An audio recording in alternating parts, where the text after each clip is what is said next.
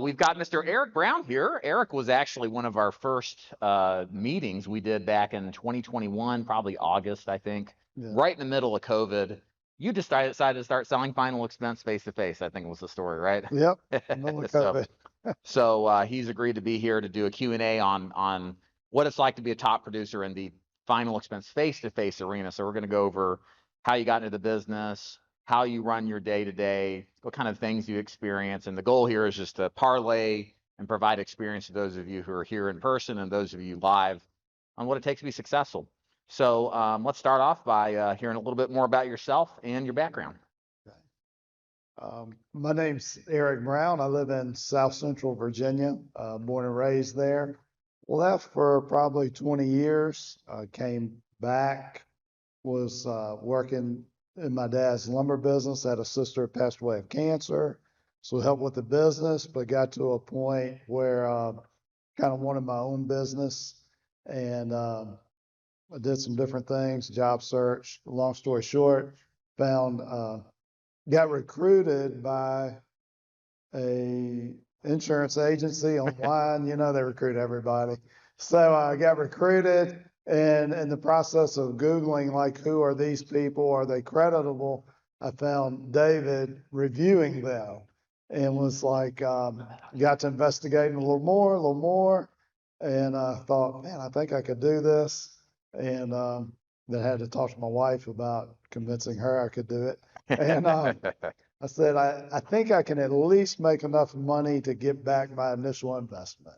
You know, that was my big step. But ended up with about 60 leads through Facebook and direct mail, wrote 6 policies. I always say I was going to work, got up, I had to be at work at 5 a.m. at my dad's business, worked till about 4 p.m., came home, got a shower, went out and met with clients. Saturday we did maintenance. After maintenance, I would go meet with clients. And so over 2 weeks, I realized two things. I can't maintain the schedule. And I wrote 6 policies doing that schedule in 2 weeks. And I thought, I think I can do this, but if I'm going to do it, I got to jump. So quit my job, went full time, and kind of never looked back. That's awesome. Excellent. Yeah. So you started part-time to begin with, and there was no time anyway, so you had to go full-time. Sounds like so. Sure. Perfect. So walk us through kind of like what a typical day in the life of being a face-to-face final expense agent is for you. Like, when do you start? What's your routine? Are you running preset appointments you book over the phone? Do you have an appointment setter? Do you door knock? Kind of go over that. Yeah. I've done a little bit of everything that you've heard of here before. I've had an appointment setter. I've had 2, 3 different appointment setters. I've gone that route. As far as my typical day, when I first started, I met with people 6 days a week. So when you first start, like, I met with a couple when I first started, and literally getting both of them written just exhausted me. Yeah, I mean, you're new, everything's new. It's harder when you're new. Right. And now that I'm more experienced, I can run more appointments, and it takes less mental and physical energy.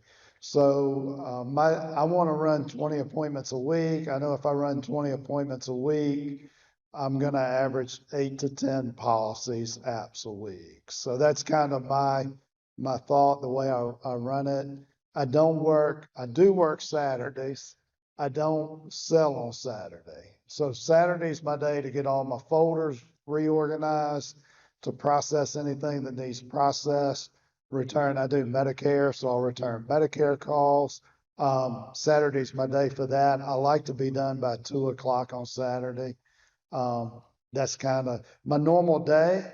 I'll start, depending on where I'm working, anywhere between typically 7 to 8 a.m.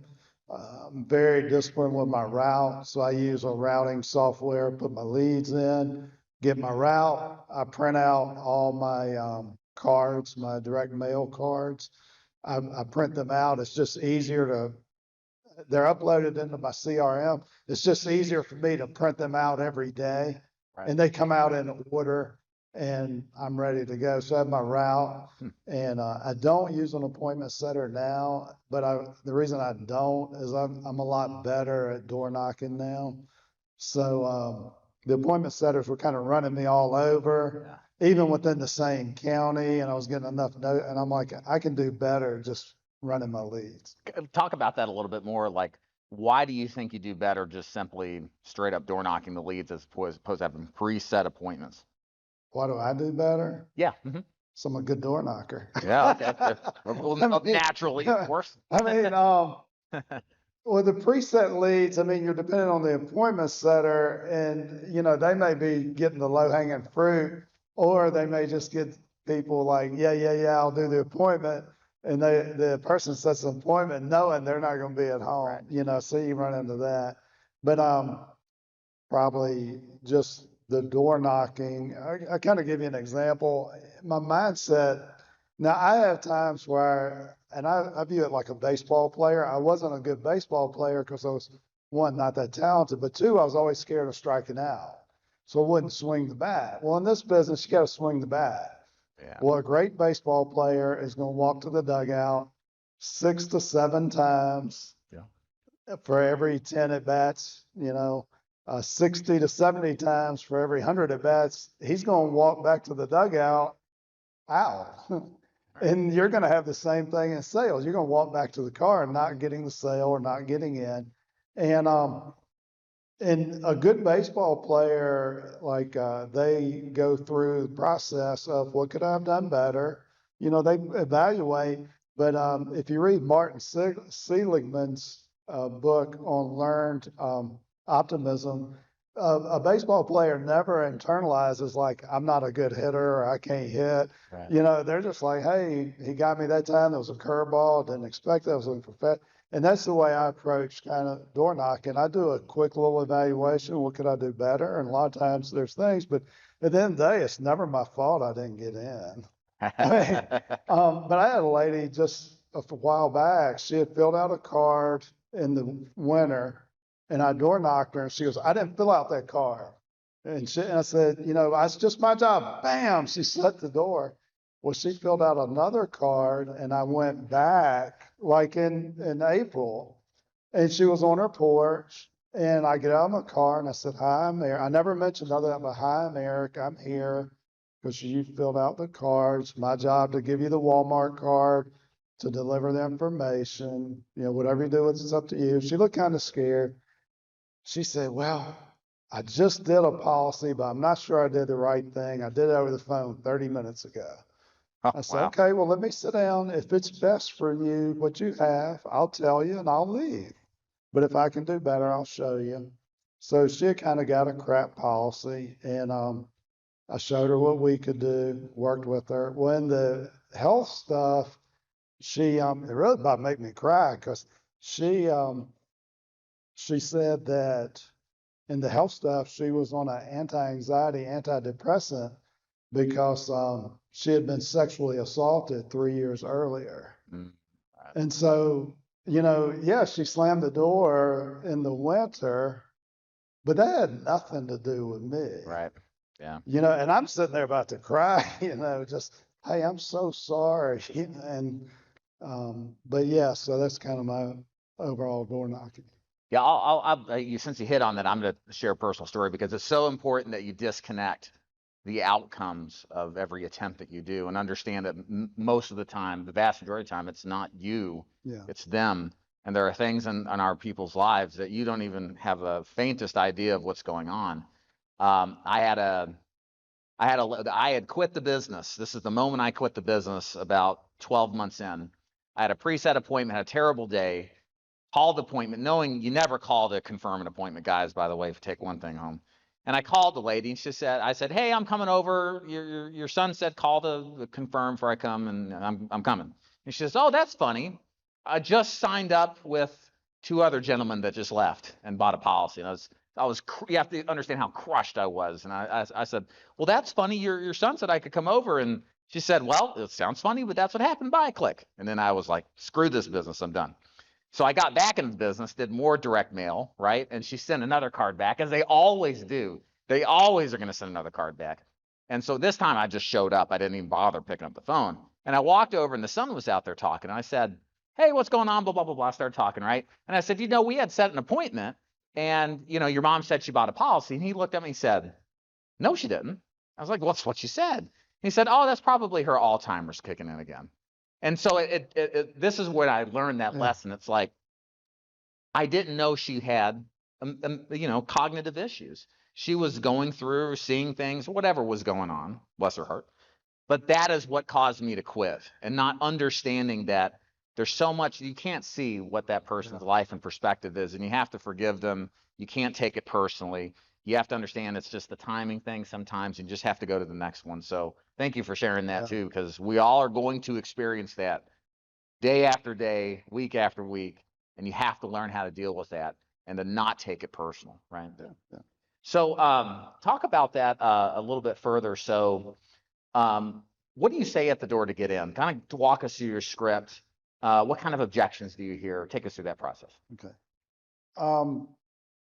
The one thing I do different is I use the Walmart card to get in the door. So, and I give every client a $5 Walmart card at the front of the interview. And Cialdini, I don't know if you give a gift, the reciprocation comes back. But yeah, I knock on the door, they answer the door. And I do back off a little bit. I want them to see my hands. So I'm holding the card they filled out. I want them to see my hands because I want them to feel safe. I don't like people knocking at my door, and so most people don't. They don't know who I am. So knock on the door. I step back to let them be able to see me. I wave. But perchance they're peeking through. And hi, my name's Eric. I'm here because you filled out this card regarding a state-regulated final expense program.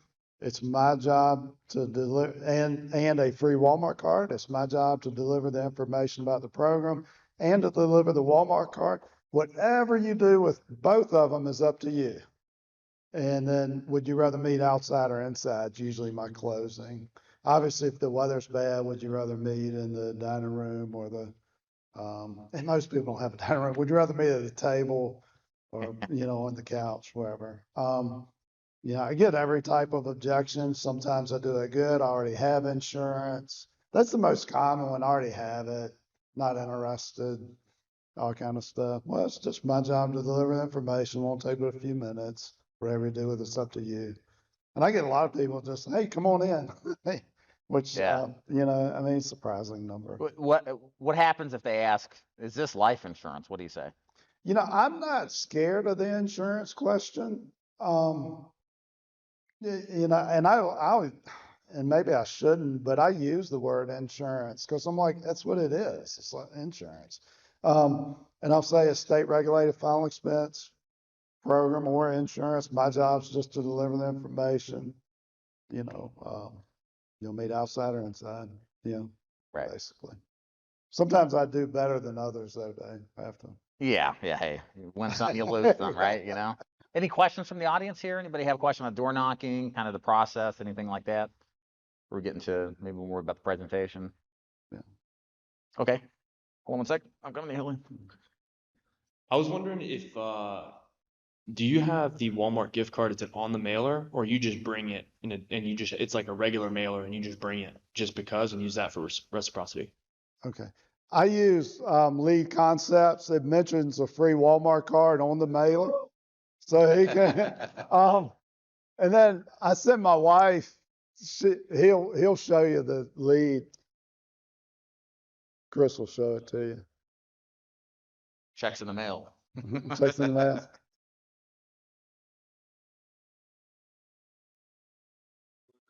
Okay, if y'all want to see the code, or a card, just email us. We'll send it to you. We got it. All right, Rich. Yeah. So my question: when you were first as a face-to-face agent going full time, you mentioned that kind of like what you're able to handle was a certain amount of appointments. Right now, you're at a point where you're doing like 20 appointments a week. As a starting, face-to-face, what would you suggest would be ideal for someone who wants to go face-to-face? Just starting. I mean, if you can get 3 to 4 appointments a day, you know, it's hard to run over 4 appointments a day when you're new. I think. I mean, really to do the presentation right and all.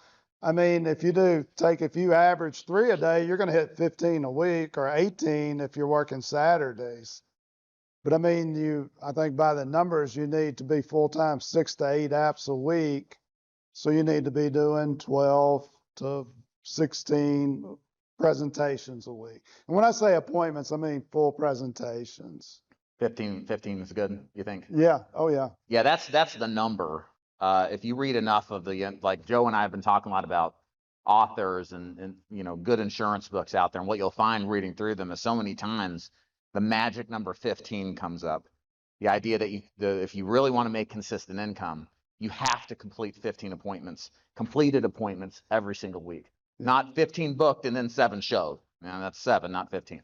15 completed appointments. And I found that personally true for myself as well as others. If you're doing 15 appointments a week, you'll have better weeks than others, Yeah. but you're not going to as often just burn out, you know, and go snake eyes, you know. Yeah. A little bit easier. Go ahead, Eric, you answer. Are you talking about like preset appointments? Yeah, yeah. If you have an appointment setter, I mean, gosh, out of 4 appointments, you're gonna get a no-show. I mean, I don't keep track. I'd say 25% no-shows on preset appointments. You know, if you're going that route, I mean, my opinion, if you're going face-to-face, just get as good at door knocking as quick as you can. And that's just by going out. And when I first started, I did my training, I got my license, and I bought 100 age leads. And I took a Saturday and I was going to go door knock these age leads. My goal was not to make money. My goal was to door knock. I'd never done it before. And I remember being in Lowe's parking lot and I was scared to death. I mean, nervous, scared, didn't want to do it, trying to find any reason not to do it. And I thought, I will have wasted all my time if I don't go knock on these doors. So I went to the first door. I could still take you to where the lady lives. I knocked on the door. I'm obviously scared, Saturday morning. And she goes, you know, I got through my little spiel. She goes, I got insurance. I rebutted. She said, I got insurance with Globe Life, slam. And I went, wow, that wasn't so bad. And then I went to the next, about the third one, I'm kind of liking this because I like to meet people. So I went all day, I did 19 door knocks, and the last half of the day, 5 of the people I went to see were dead. And so like I encountered their relatives and, you know, it turned into like a ministry session and these people were crying to me, you know, but I don't know where that question, but yeah. Yeah, well, real quick, as far as how many leads you should do to get 15 appointments, my opinion, direct mail 30. Yeah. So that's between appointment setting and door knocking. You should be able to get 15 completed appointments a week. If you are doing Facebook leads, should be closer to 40, maybe a little bit more. So it just depends. But the metric is 15 completed appointments every week.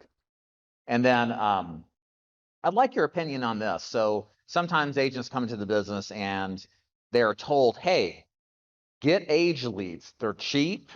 You just get out there and practice.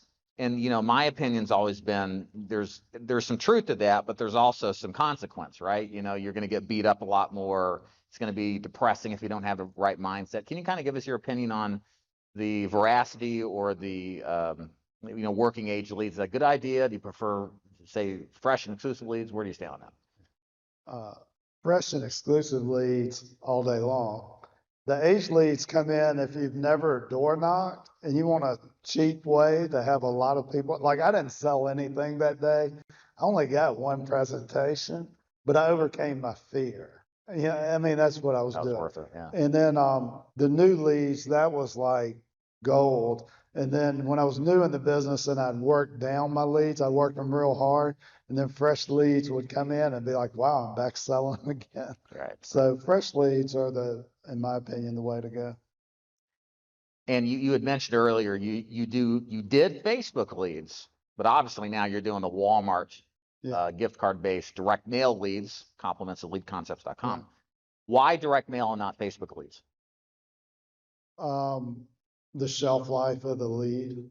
because I work a real rural area, so I'll be driving a lot. And two, we can't get the concentration of Facebook leads in one area like you can in other areas. But the shelf life. So when I work an area and then I get new leads in the next county, I'll go to the next county, but there'll be some stragglers that still come in and I'll catch them the next time around. And so like I had a lady who I could never catch at home. I bet you I went by her house 50 times going out and coming back. And the lead was a year and 5 months old. And I saw her in her yard cutting grass one day and I pulled in and I just said, "Hey, I'm Eric Brown. You filled out a card a long time ago." And I mentioned life You insurance. didn't have the card on you, did I you? didn't have the card. I Yeah. didn't know her name or anything. And she goes, I said, "Were you interested in life insurance?" She goes, "Absolutely." I go, "Can we meet on your porch?" And met on her porch, wrote a policy. She had had a stroke, young woman, but had had a stroke. And ended up, she was really passionate about the preschool she worked at. So I'm a sponsor for their golf tournament now. Oh, cool. So, Yeah. just that sort of thing. Yeah. That's called tenacity. You got to stick with it, So very cool. One other thing, you mentioned Medicare earlier. Tell us why you got into Medicare, what the motivation was behind that, and kind of how you implement that now in your current day business. Got into Medicare obviously for the renewal-based income. I got into it a little early. I wish I'd have waited till OEP, but I got into it. So I go full time in March. I'm rolling good. And I go in Medicare in July, I did the AHIP and actually like in March when I first got licensed, but started buying leads in August for AEP. Really didn't know what I was doing. I was missing a carrier. My first AEP was not a resounding success. It about broke me. I mean, just cash flow wise, it about broke me. And Why was that? It's important that they understand why that's I the case. put $5,000 into my initial lead spend, and then I was doing like $750 a week. Plus, I was continuing to order final expense leads, which I wasn't adequately working. Right. So, and then I was missing a major regional carrier that I needed. And I worked a county that had one of the best Medicare agents anywhere that really dominates that county. And so a lot of his clients filled out cards. Well, when I go meet with him, he's got them right where they need to be. And then the Medicare business doesn't pay until January, February too. Yeah. So all this is a cash flow problem, right? So if you start Medicare at annual election period, you're not going to get paid till January, February. It's nice when you get paid, but you got to count that into your cash flow, which is, You're on a learning curve too.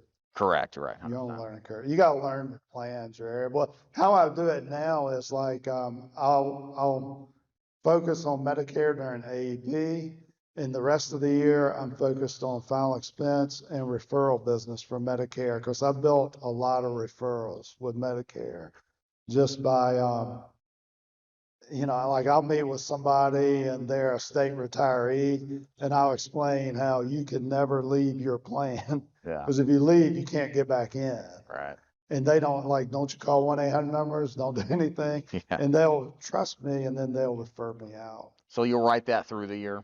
Yeah. I'll Is it still write reversed? Okay. referrals and I just don't order leads for it. Right. Gotcha. Cool. Excellent. And just a couple terminology things. AEP is annual election period. That's from about November 5th, October? Yeah, October Yeah. 7th or so till. October 15th to December 7th. Thank you. So, yeah. So that's the best time of year to sell Medicare. Everybody's open to be changed. You don't get paid on anything you wrote until January, February. But OEP is March, or I should say January to March. Yeah. Kind of like a diet AEP, second chance AEP, essentially. Yeah, they get one change. Get one change, right? That's the second most popular time to sell, but you get paid quicker on that stuff. So that's a good thing. So very good. And we incorporate Medicare, at least my opinion is kind of on an intermediate basis for agents. Once you know what you're doing, selling final expense, incorporating Medicare in the mix is good because it develops a passive income or residual based income, another stream of income that all of your prospects 80% of them, if not more, are on Medicare or potentially prospects. And if they do one type of business with you, they're going to do more. I'm sure you've had people who'd rather do every piece of business, property and casualty, car insurance, Medicare, whatever, with one guy. They love you on one thing, they love you on everything. So it's good to add it in, we think, over time. Did you have a question? Virginia, South Central Virginia, final expense. Oh, it's easy. So question is just for the audience at home who can hear that. Who's your favorite carrier you like to write with, most write with, et cetera? Family benefit, Alvin, those guys. Great people, great product, great process. I mean, they got it, everything. So I do, around 50% of my business is with them. Like if I can get the person underwritten with them, that's who I go with.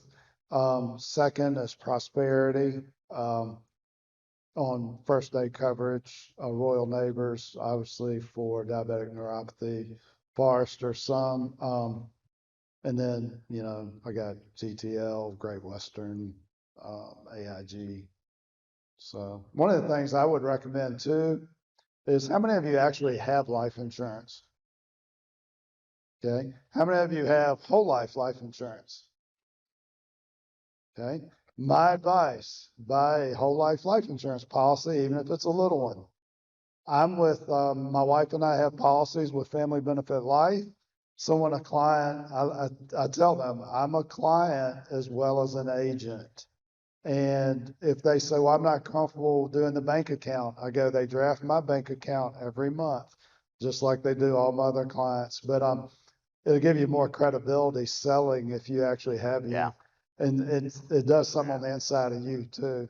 Because if you don't feel like you can pay the premium, how you expect these people to pay the premium? Yeah, that's the old trick in the book, you hair club for men, I'm not only the president, but I'm a client too. Yeah. So, all right. You got to be older than 35 to understand what this is. Okay. All right. Questions from the audience? Mr. Joe, I'm coming to you. I'd like to know, Eric, so besides the cash flow thing with Medicare, but like from a final expense perspective, if you were going to talk to new agents, if anything, is there anything that you learned the hard way the past couple of years that you would talk about to a new agent to learn the easy way that maybe you had to learn the hard way? Yeah, real easy. Listen to Dave. Listen to Dave. I mean, like if you don't follow the script and all that stuff, you're not gonna make it anyway. But yeah, follow script, do the activity. The big thing I didn't watch as much as I should have is cash is king. Yeah. Watch your cash flow. Get a system. Like Friday's my cash flow day. So I know what's in my business account, my personal account, my giving account. I know what's there.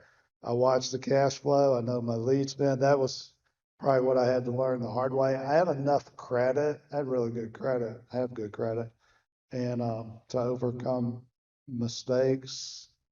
But some of you don't have that, and you better watch your cash flow. Then the other thing, on the Medicare, I learned the hard way is, again, cash is king. While you're meeting with people, like ask to look at who do you have for your Medicare? Like, look, what do you like? What don't you like? Even if you're not selling Medicare yet, they'll tell you, and kind of look for the plans in your area. There's nothing like meeting with people and find out what they got. So, yeah. Questions? Any other questions? I'm coming to you, Tony.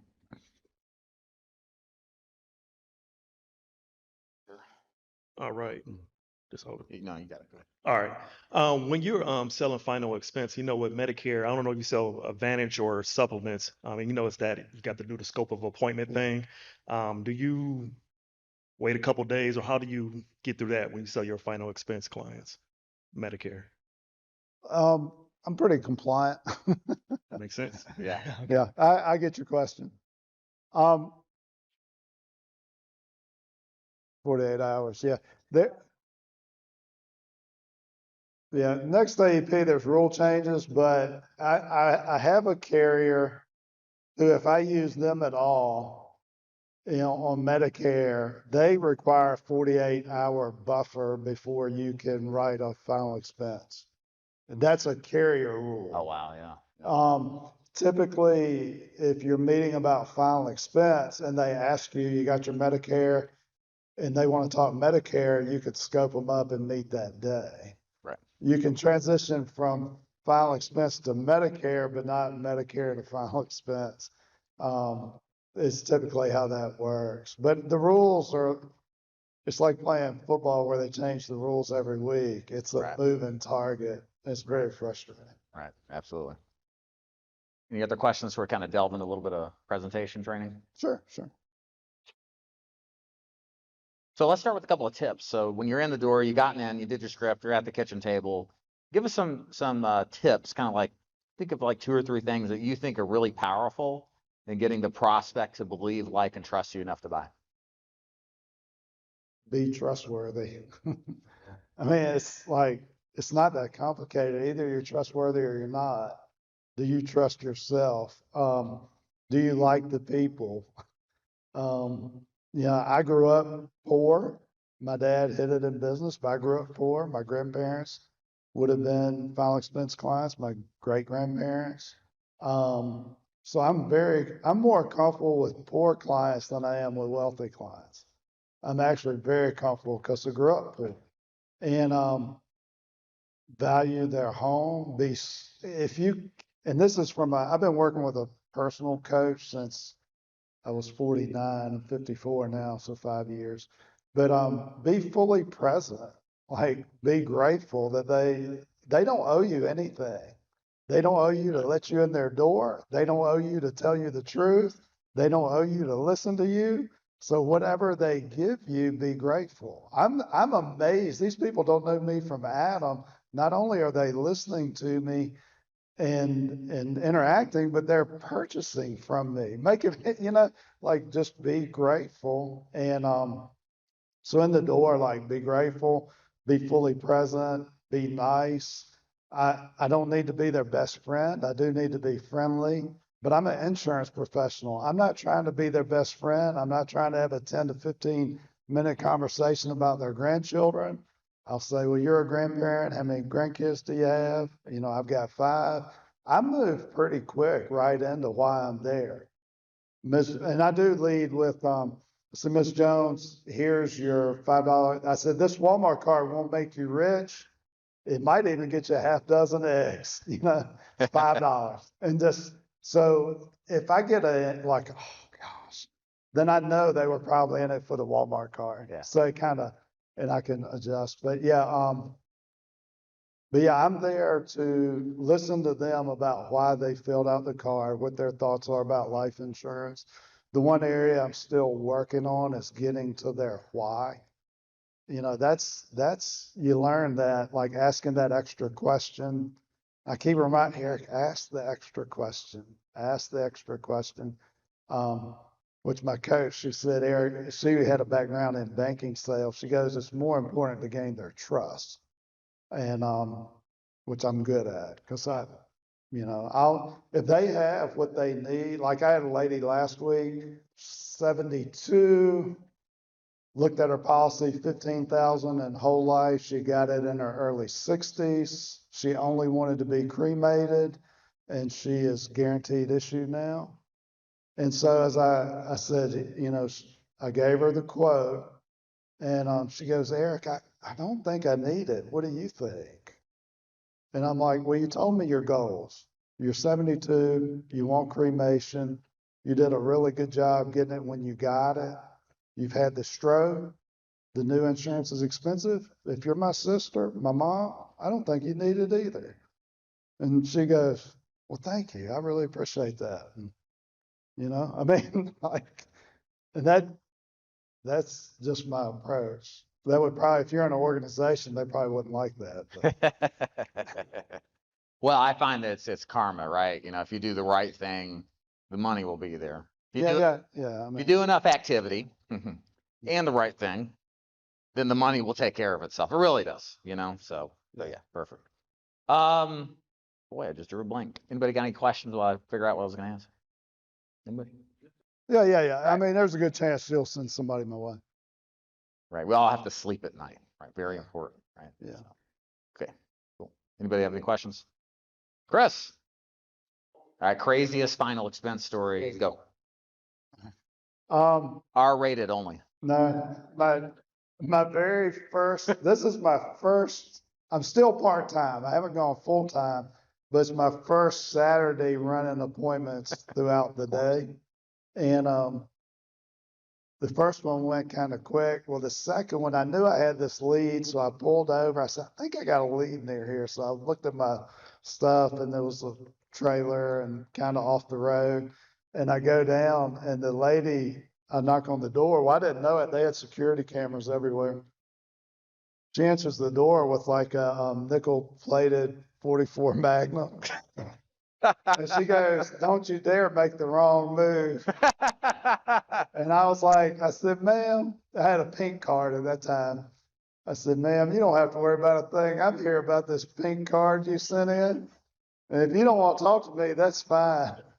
And she goes, well, what was it about? And I didn't do the script. I said, it's about life insurance. Yeah. She's like, well, come on in. And so like she had hers in place, but her husband's was, I said, well, what happens if your husband dies? She said, I lose my home. And I was like, oh, okay, that's our need. And she was going to get their policies. She left me at the table with the gun, like just left it there. And so I told her, I said, I know you trust me, but you should never, if you're my mom, you'd never leave that gun there, you know, with a stranger in the house. She goes, oh, you're fine. And but it ended up early on, I had like a $4,000 or $5,000 day, and it was because of that family. Like I wrote her husband, and then he referred me to his brother and sister-in-law who had indexed universal lives who had run out of funding. Right. And I've written like 4 policies and some other stuff. But yeah, that was, and I was really fine because my dad's business, the employees are typically pretty rough. And my mother always answered the door with a gun. So I wasn't like, South Central Virginia. But I did tell her, I said, I don't have to worry about anybody replacing me at that house. That's going to stick. And when I went back, like she goes, oh yeah, I ran one off last week. I'm like, good, it worked. Can I share mine too? So I was driving up Lookout Mountain in Alabama, deep backwoods, you know, Alabama, just picture it, right? And then I'm pulling in, I got off of closing the Forester's deal. I was pretty pumped. And I was pulling into a driveway, and there's a sign that's like 4 feet by 6 feet, like a billboard in their lawn.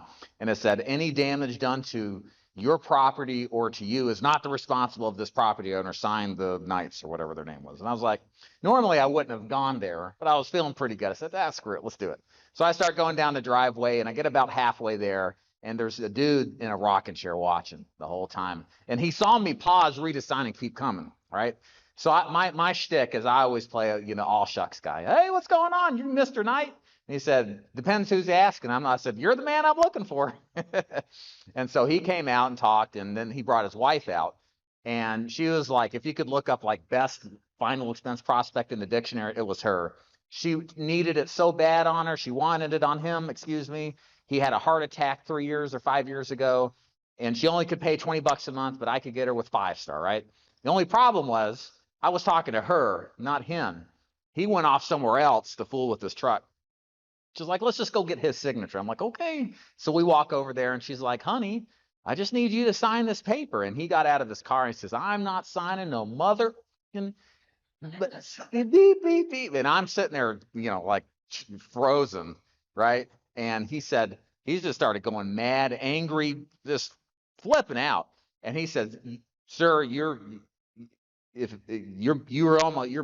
lucky you're not dead, buried in my backyard right now. I'm like about pissing my pants, and I'm like, just let me go home. And I'm like, I'll sell you nothing. And somehow, and it's weird in those instances, you don't remember the details, but she calmed him down and got him to sign the thing. I closed this guy, right? And then I grab that thing and I'm hustling back to the car, the gravel driveway, drive away. There's more to the story. She calls me, leaves a voicemail, says, sorry, my husband had a heart attack. It changed the blood flow to his brain like 3 years ago, and it changes the behavior. This is the thing. If someone's had a heart attack, sometimes their behavior changes, right? So then fast forward 3 years later, he's dead. He dies. And if it wasn't for me risking tooth and limb, Yeah. I wouldn't have protected that family. So Yeah. don't worry about people trying to kill you. It'll work out. Maybe. So, all right. Any questions for Eric? Sorry, I had to add. Last couple of minutes here for wrap it up. And don't be scared of no soliciting signs. Yeah, let's talk about that. No soliciting signs. Are they meant for us, and why aren't they? No. Out of all the no soliciting signs I've had, I've only had one that was like really, kind of tough, and it was an old Marine. And Tough anyway. yeah, and he was a tough guy. And I didn't make a sale, but I got a presentation, which I counted as a success. And he goes, and he did say this, because I did like, hey, I'm just delivering you the card and the information. Whatever you do, it's up to you. And he said, man, I run most of them off. And I mean, I run them off. He goes, they're so pushy. He goes, but you weren't pushy at all. And I was like, no, I'm not. And, but yeah, he was the only, but most of them, like, I don't think they realize they even have them up. Because I knock on the door, like I've sold a lot where there's no soliciting signs or got presentations. Yeah, God love my wife's father. He's a bit crazy, and he's had a sign on his door like, no Seventh-day Adventists. We're Christian. We're Baptist. You don't have to talk to us. Like it's on there on his door, and it always has been for years. And it's been there probably like 10 years because it's faded. You can't even read it. And so if somebody knocked on the door, they'd read that, they'd flip out. We like think of the worst, right? Oh, he's gonna kill me. They don't even remember that. And so if you knock on that door and you're just doing your bit, and Yeah. if you're nonchalant, you're not pressure, what is he gonna do? People reciprocate your attitude. If you're nice and cool and casual at the door, it's hard to be a jerk. Yeah. Unless you're just a pathological crazy person. You run into a few, but I don't run into that many. They're really mean, like not that many. They also have my in-laws have a beware of dog sign, and they've got a Yorkie, So now don't maybe not take your chances with that, but the solicitor sign typically means they're suckers. They'll buy anything. Don't worry about it. I had one no soliciting sign that you knock, you don't even say anything hardly, and they're like, "Come on in." Yeah, right. Yeah. Silly. The things that we think are a big deal aren't really. What question? Okay, let me come to you, and then we'll wrap it up here. All right, last question. I'm not really in this business, but my husband is starting to. But I had a question about these leads, the Walmart leads. Mhm. On the slide, I think you said they were like $25 or $35 per lead. Does that include the cost of the Walmart card, or is that something you have to buy in addition to it? You have to pay yourself. You have to pay for it. Okay. Yeah, right. My wife goes to Walmart and gets the cards. Like she knows all the ladies up there. So she goes and actually buys 40 at a time or something. So, yeah. Yeah. Yeah. I mean, to me, I was getting people calling me after I'd already met with them about the card, and it was such aggravation. And I thought, I'm just being cheap. Like I make really good money.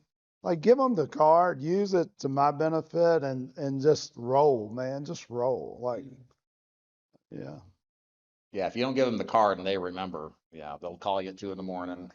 Where's my gift card? Where's my gift card? Trust me, they won't forget. Yeah. You get a few of those. Well, Eric, thank you so much for being here. Round of applause, Eric. Thank you very much, sir. Thank you. All right.